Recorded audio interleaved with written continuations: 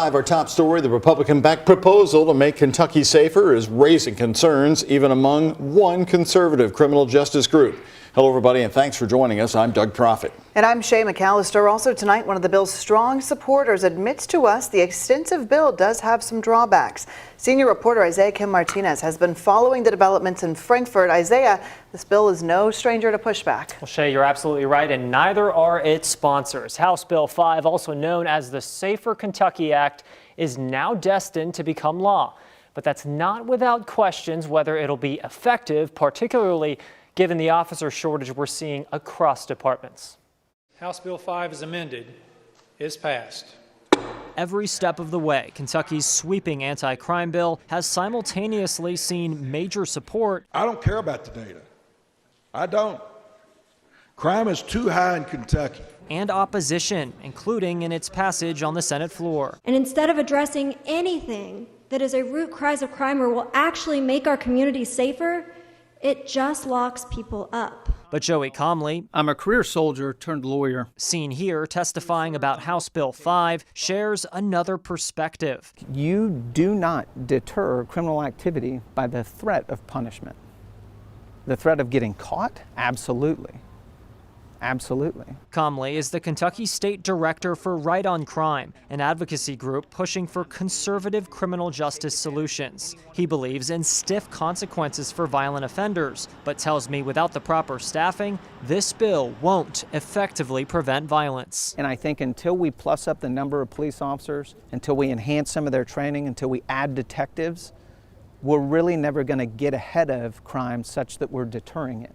We're punishing it in this bill. That's a fact, but that's about all I can say. Sponsors of the Safer Kentucky Act say it'll help get a handle on shootings and carjackings, rates that haven't come down to pre-COVID levels. The extensive bill focuses on increasing penalties, including a 3 strikes provision and criminalization of street camping. The law enforcement, I think, finally feels like they're being heard. We keep running into repeat offenders over and over and over again. Ryan Straw, vice president of the Kentucky State FOP, has endorsed the bill, but he admits to me there are certainly drawbacks. You know, the homeless provision of the bill, that was something that was a real struggle for our membership. It may put our officers in a position where we have to do a lot more work where we're really not going to get the best outcome that we're looking for.